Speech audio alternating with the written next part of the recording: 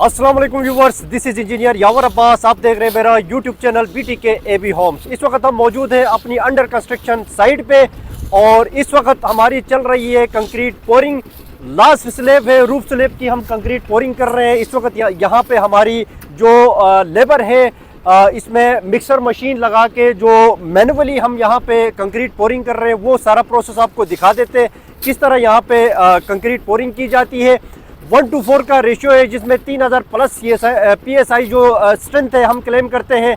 उसके लिए इस स्ट्रेंथ को गेन करने के लिए हम लकी का सीमेंट यूज़ कर रहे हैं। मिक्स जो है नदी का हाई क्वालिटी मिक्स यूज़ कर रहे हैं और क्रश जो है ब्लैक हब का क्रश यूज़ कर रहे हैं। तो मैं अपनी साइड पे दिखा देता हूँ कि यहाँ पे जिस तरह काम चल रहा है और ये आप देख सकते हैं मिक्स अगर मैं दिखा दूँ, मिक्स जो है वो हाई क्वालिटी का मिक्स यूज़ कर रहे हैं और ये देख सकते हैं यहाँ पे 1:4 रेशो हम क्लेम कर रहे हैं। 3000 PSI स्ट्रेंथ है। क्रश मेरा कैमरामैन अगर दिखा सके। अच्छा, कंक्रीट की स्ट्रेंथ जो है बहुत सारी फैक्टर्स पे डिपेंड करती है जिसमें आपकी मिक्स की क्वालिटी है, आपकी क्रश की क्वालिटी है, आपका सीमेंट है, आपका वाटर रेशो को अगर अक्सर इग्नोर किया जाता है कि वाटर रेशो का बहुत ज़्यादा बड़ा रोल होता है और नंबर ऑफ रोटेशंस जो होते हैं मिक्सर मशीन के नंबर ऑफ रोटेशंस जो होते हैं वो भी बहुत ज़्यादा इंपॉर्टेंट रोल प्ले करते हैं। तो हम दिखाते हैं मिक्सर मशीन किस तरह चलती है। ये आप देख सकते हैं यहाँ पे मिक्स के बाद इन्होंने सीमेंट डाला है, उसके बाद दोबारा मिक्स डलेगा, उसके बाद क्रश डलेगा, ठीक है। और ये क्रश की क्वालिटी और क्रश की मिकदार आप देख सकते हैं। नंबर ऑफ रोटेशंस, ये मिक्सर मशीन जो है नंबर ऑफ रोटेशंस यहाँ पे आपको देखना पड़ता है।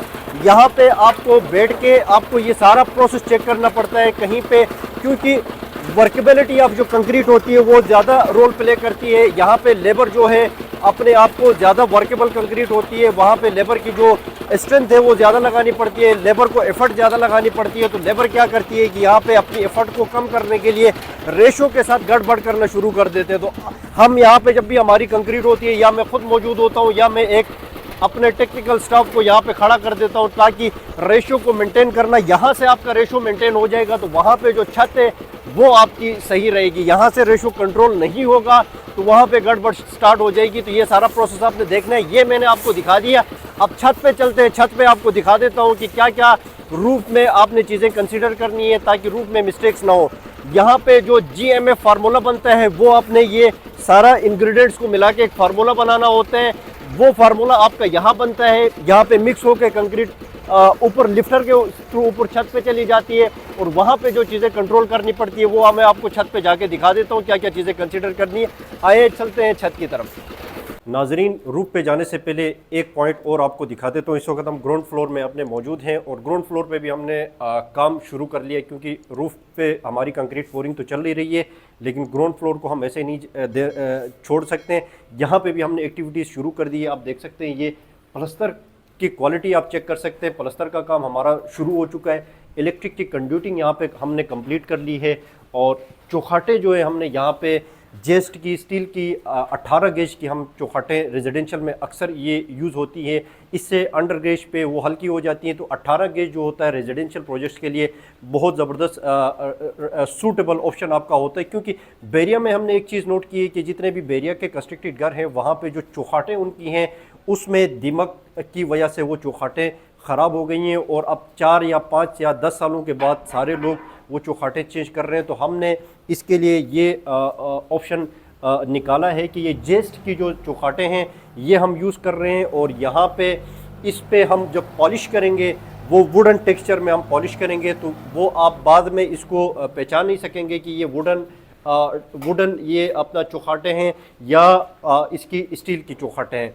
प्लस्तर का वर्क जो है वो फाइन रखना बहुत लाजमी है। आपका फाइनल पे जाके जो फिनिशिंग आनी होती है वो प्लस्तर की क्वालिटी से आनी चाहिए। तो ये बिल्कुल मुलायम होना चाहिए, आपका बिल्कुल ज़बरदस्त किस्म का आपका लेवल में फट्टी में आपका प्लस्तर होना चाहिए ठिए लगा के। मेरा साइट इंजीनियर भी मेरे साथ है इब्राहिम। इब्राहिम बताएं प्लस्तर में क्या क्या चीज़ें नोट डाउन आप कर रहे हैं साइट पे। सर प्लस्टर वर्क स्टार्ट करने से पहले एक तो इलेक्ट्रिक कंड्यूटिंग और प्लम्बिंग का काम आपका ओके होना चाहिए जहाँ जहाँ आप प्लस्टर कर रहे हैं। सेकंड ये है कि दीवारें जो चुनाई हुई होती हैं उसका प्रॉपर ठिए लगा के उसको चेक किया जाता है दीवारें साल में हैं कि नहीं है।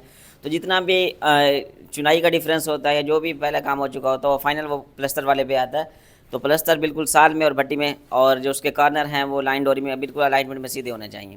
اس کے علاوہ ہم جست کی چوکٹیں یوز کر رہے ہیں، تو اس کے جو ہے نا سیف سائڈ کے لیے ہم نے اس کے اندر کی طرف یہ آپ دیکھ سکتے ہیں کہ بچمن لگایا، بچمن کوٹنگ کی ہے، تو یہ اندر سے گلیں گی نہیں. ٹھیک ہے، تو یہ بہت کم جو کلائنٹ ہیں وہ جو بلڈر ہوتے ہیں وہ اس طرح کا کام کرتے ہیں، تو ہم پراپر سیف سائڈ لے کے ہر چیز کو چل رہے ہیں.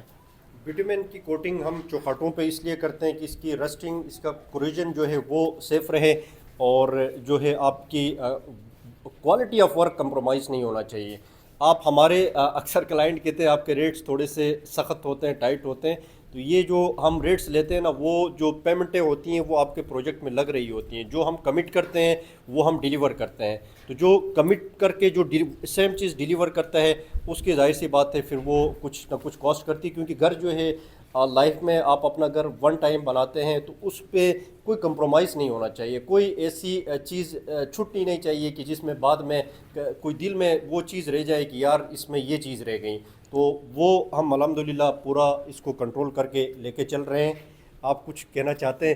یہ انٹروڈکشن کروا دوں، میرا یہ چاچا یہ ہمارا یہاں پہ واچ مین ہے، ہمارے سارے مٹیریل کی یہ پورے پروجیکٹ کی دیکھ بھال کرتے ہیں. ان کا بہت بڑا رول ہے یہاں پہ.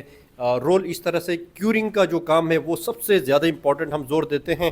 چاچا کیا کہیں گے، ہماری کیورنگ کیسی چل رہی ہے؟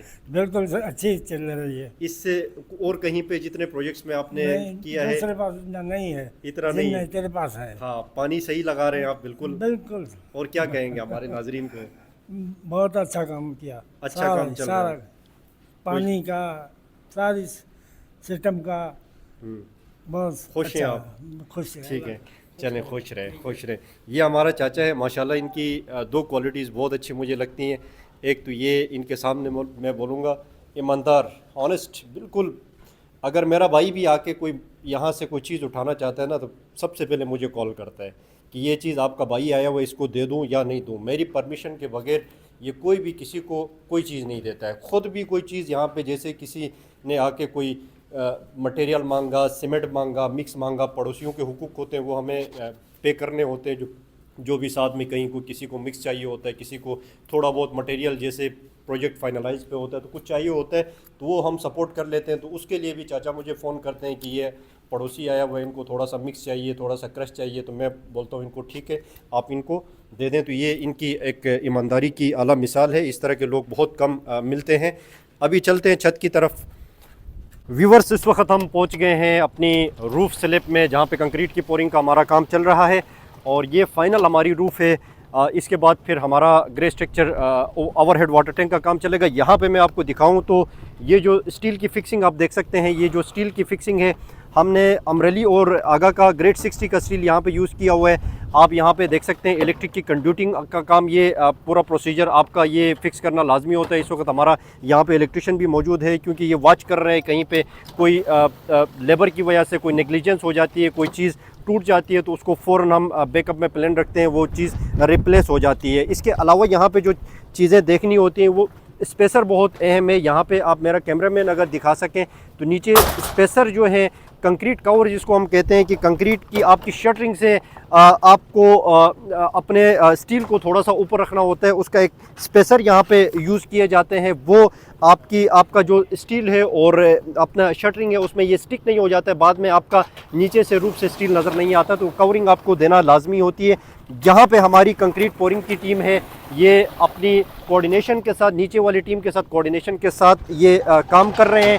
یہاں پہ دیکھ سکتے ہیں ورکیبلٹی آف کنکریٹ جس کی میں بات کر رہا تھا، ورکیبل کنکریٹ کا ہونا کتنا لازمی ہے. یہاں پہ ایک بندے کو ہم نے روڈنگ کے لیے رکھا ہوا ہے، ایک ہمارا میسن ہے جو اس کی بعد میں جب فائنل ہو جائے گی تو اس نے فنش دینا ہے. روڈنگ کر رہے ہیں، روڈنگ کی وجہ سے بیچ میں کوئی گیپ نظر آتا ہے، کوئی چیز یہاں پہ وہ ہو جاتی ہے تو اس میں وائٹس نہیں آتے ہیں کنکریٹ میں. اور یہ ہمارا آپ دیکھ سکتے ہیں یہاں پہ یہ الیکٹریشین ہمارا یہاں پہ موجود ہیں، اور یہ دیکھ سکتے ہیں ہمارا الیکٹریشین یہاں پہ موجود ہیں. یہ چیک کر رہے ہیں چیزیں. اور کیا چیک کر رہے ہو وقت علی؟ سر یہ جو ہے نا پائپ جو ہے نا شٹرنگ کے دوران جو ہے نکل جاتے ہیں نا، سائڈیں جب لگا رہے ہوتے ہیں یا کوئی ریڈی چل رہی ہوتی ہے اس طرح یہ پائپ کے بینڈ وغیرہ سو اگر ہل جاتے نکل جاتے ہیں اپنی جگہ سے، تو وہ ہم چیک کر رہے ہوتے ہیں. ٹھیک ہے. बराई की तो बराई के टाइम पे कोई सॉकेट वगैरह कोई बेंड वगैरह ना निकले, बाद में इनके लिए परेशानी हो जाती है, तो वो अभी से चेक कर रहे होते हैं। तो ये रूफ स्लैब है हमारी, अल्हम्दुलिल्लाह ये फाइनल रूफ स्लैब है। ईद के बाद हमने फर्स्ट ग्राउंड फ्लोर की स्लैब से हमने काम शुरू किया था, उसके बाद ब्लॉक मशीनरी का काम हमारा ग्राउंड फ्लोर का कंप्लीट हो गया, फर्स्ट फ्लोर का हमारा ब्लॉक मशीनरी का काम कंप्लीट हो गया, और ईद के बाद ये दूसरी ईद से पहले हमारी ये लास्ट स्लैब है। हमारा टारगेट, हमारी प्लानिंग यही थी कि ईद से पहले हम ये काम कंप्लीट करें, और अल्हम्दुलिल्लाह ईद से पहले हमारा ये ग्रे स्ट्रक्चर जो है हमें अभी मुकम्मल होता हुआ नज़र आ रहा है। तो इसका ईद के बाद इंशाल्लाह फिर इसकी फिनिशिंग का काम शुरू करेंगे, जो दो से 3 महीने का काम होगा, और हाई क्वालिटी की फिनिशिंग इसमें इंशाल्लाह हम करेंगे। जब फिनिश हो जाएगा तो वो भी आपको दिखा देंगे कि किस तरह हमारी टीम्स जो है प्रोसेस को लेके चलती हैं। हमारी कंस्ट्रक्शन की पूरी मैनेजमेंट की टीम है, इंजीनियर्स हैं, पूरा एक हमने स्ट्रक्चर बनाया है कि कंस्ट्रक्शन की मैनेजमेंट ये करेगा, और कंस्ट्रक्शन में साइड पे जो चीज़ें हैं वो ये बंदा देखेगा। तो सारे इंजीनियर्स की टीम अल्हम्दुलिल्लाह हमने बनाई है ताकि काम जो है वो प्रोफेशनल तरीके से लेके चलें। कोई ऐसी मतलब लेमैन की तरह या मैट्रिक पास लोगों की तरह हम काम नहीं करते हैं। क्वालिटी ऑफ कंस्ट्रक्शन होती है, क्वालिटी ऑफ मैनेजमेंट पूरी कंस्ट्रक्शन की होती है। डेज़ का हिसाब होता है, मंथ्स का हिसाब होता है कि किस स्टेज पे कहाँ पे हमने प्रोजेक्ट को लेके चलना है। तो ये हमारा सारा कंस्ट्रक्शन है। अगर आप भी कंस्ट्रक्शन करवाना चाहते हैं या फ्री में आप आके हमसे मशवरा लेना चाहते हैं तो हमारा ऑफिस जो है आपके लिए ओपन है। आप आके मीटिंग कर सकते हैं, आप अपने प्रोजेक्ट की कोटेशन हमसे ले सकते हैं फ्री ऑफ कास्ट। आप उसकी फिजिबिलिटी आप बनाना चाहें वो हमारे ऑफिस में आके कर सकते हैं। बाकी जो सर्विसेज हैं उसके तो डेफिनेटली चार्जेस होते हैं, वो हम चार्जेस लेते हैं। इसमें हम कंसल्टेंसी में 3 तरह के हम कॉन्ट्रैक्ट्स करते हैं। विद मटेरियल कॉन्ट्रैक्ट होता है, लेबर रेट का कॉन्ट्रैक्ट होता है, सिर्फ कंसल्टेंसी के चार्जेस होते हैं जिसमें मटेरियल लेबर सारी आपने प्रोवाइड करनी है। हमारी सिर्फ कंसल्टेंट टीम आके आपकी क्वालिटी को एश्योर करेगी। QA QC का क्वालिटी कंट्रोल और क्वालिटी एश्योरेंस का काम हमारी कंपनी जो है वो करेगी, या हमारी लेबर और कंसल्टेंसी सिर्फ हमारी होगी, मटेरियल आपका होगा। थर्ड प्रोजेक्ट जो है विद मटेरियल है, ये जैसे कि ये हमने लिया हुआ है कि ग्रे स्ट्रक्चर हमने इसको कंप्लीट करना है विद मटेरियल, और फिनिशिंग जो है वो हमने लेबर रेट पे इसको हमने कंप्लीट करना है। यानी मटेरियल फिनिशिंग का ओनर प्रोवाइड करेगा और टीम्स हमारी होगी, क्योंकि अल्हम्दुलिल्लाह हमने पिछले 10 सालों में टीम्स को छांटी करके हमने ये टीमें हमने बनाई है। अक्सर क्लाइंट्स जो खुद से कंस्ट्रक्शन करते हैं वो बहुत शिकायत लेके हमारे पास आते हैं कि फ़िलानकी बंदे को मैंने पेमेंट दी, वो पेमेंट लेके भाग गया। जब तक आप इस फील्ड पे ख़ुद मौजूद नहीं होंगे, किसी को पेमेंट पकड़ाएंगे, एडवांस पे पेमेंट देंगे, तो वो डेफिनेटली वो आपके लिए मुश्किल होती है कि आप, क्योंकि उसने एक ही दफ़ा बनना चाहता है। अब ये इलेक्ट्रिशियन मेरा है, इसकी एग्जांपल मैं दे देता हूँ आपको। ये इलेक्ट्रिशियन मेरे साथ पिछले 7 सालों से चल रहा है। अब इसको पता है कि ये यहाँ से एक प्रोजेक्ट में मुझे धोखा देके भाग जाएगा तो नेक्स्ट प्रोजेक्ट इसको नहीं मिलेगा। इसी तरह सारी टीमें हमारी वो टीमें हैं जो पिछले 7-7, 8-8 सालों से हमारे साथ चल रही हैं। एक मिस्टेक या इनका एक जगह पे धोखा देने का मतलब है इसने हमारे साथ बिज़नेस को ख़त्म कर दिया, वहाँ पे ये अपने आप को स्टॉप करेंगे तो ये कभी भी इस तरह की गलती नहीं करेंगे। तो ये हमारे साथ ही टिके रहेंगे, हमारे साथ काम करेंगे, भागने का इनको कोई चांस नहीं होता है। और अगर भाग भी जाएँ तो हम उनका पीछा भी कर सकते हैं और कर लेंगे। बैरिया में जब तक वो काम करेगा उसको हम किसी को भी, ना हम किसी का 1 रुपया हम खाते हैं ना हम खाने देते हैं। ये हमारा एक रूल है और बिल्कुल साफ़ शफाफ रूल है। इसके अलावा बहुत सारे प्रोजेक्ट्स जिन्होंने लोगों ने स्टार्ट किए थे वो इस वक्त मुश्किलात में खड़े हैं। अल्हम्दुलिल्लाह हमने साल में 2 या 3 प्रोजेक्ट्स हमने मैक्सिमम पकड़े, या मैक्सिमम 5 प्रोजेक्ट हमने साल में पकड़े, उनको डिलीवर किया। 100% हमारी कंपनी की डिलीवरी है, जिसकी वजह से हमारे पास इस टफ़ टाइम पे, इस डेड मार्केट में भी हमारे प्रोजेक्ट्स अल्हम्दुलिल्लाह चल रहे हैं, हमारे प्रोजेक्ट्स नहीं रुके हुए हैं। तो ये सब आप लोगों का सपोर्ट है, आप लोगों का प्यार है। कमेंट करें, लाइक करें चैनल को और सब्सक्राइब करें ताकि आपकी सपोर्ट मिलती रहे। कोई भी क्यूरी हो, कोई भी आप फिजिबिलिटी बनाना चाहते हो, हमारा ऑफिस आपके लिए ओपन है। फ्री फिजिबिलिटी हम आपको बना के दे देंगे। फ्री मीटिंग्स करके आप खुद काम करना चाहें तो आके हमारे साथ मीटिंग कर सकते हैं। Thank you so much for watching channel. अपना बहुत बहुत ख्याल रखें। अल्लाह हाफिज़।